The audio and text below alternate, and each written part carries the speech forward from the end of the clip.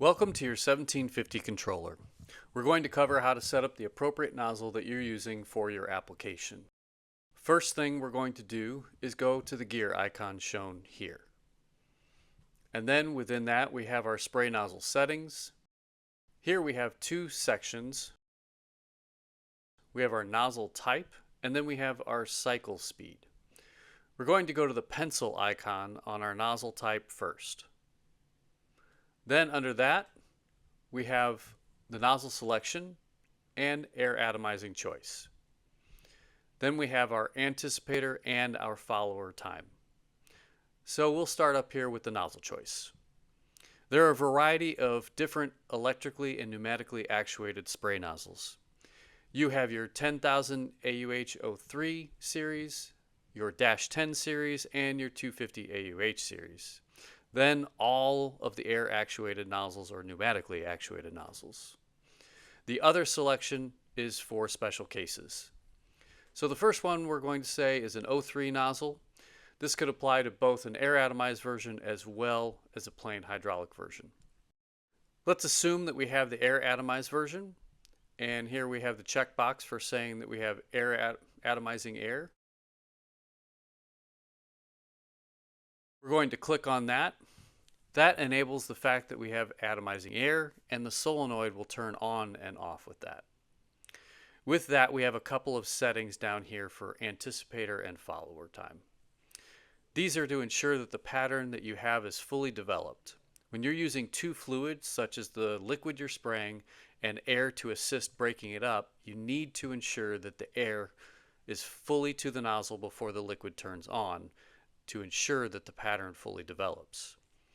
In doing so, you want that air to come on just before the liquid turns on to make sure that that happens. The length of time that you require for that is dependent on the length of tubing that goes to the nozzle.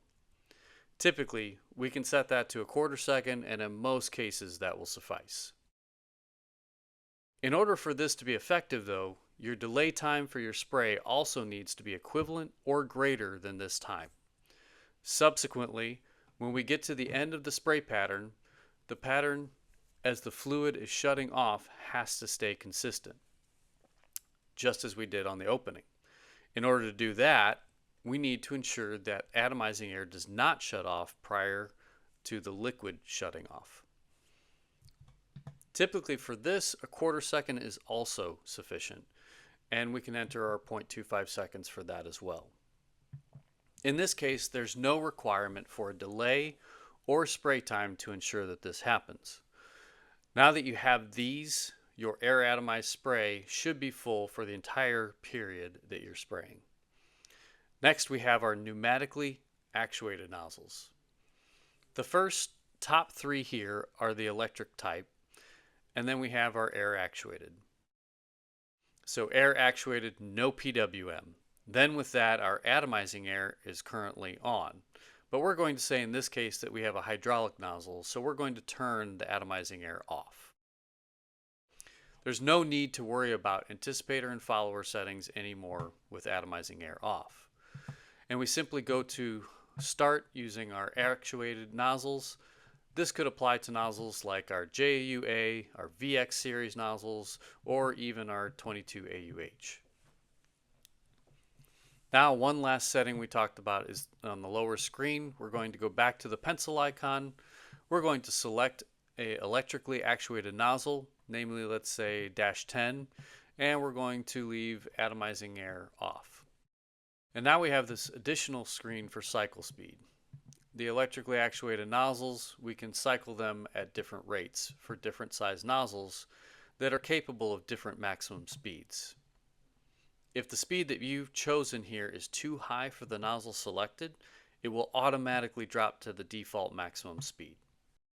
However, if it is lower, it will stay at the lower speed you currently have. If we click the pencil icon here, you're able to go in and change the maximum frequency. You can see here that the minimum is 60 and the maximum allowable for that specific nozzle in this case is 2,000 cycles. We can go to 2,000 cycles per minute. This will be the maximum frequency that our nozzle operates at. The minimum cycle speed is typically left at 1. In rare cases, setting a minimum can be helpful for certain conditions. Faster cycle speeds are great for faster conveyor speeds, but only as fast as you need to be able to minimize any striping or spacing between pulses.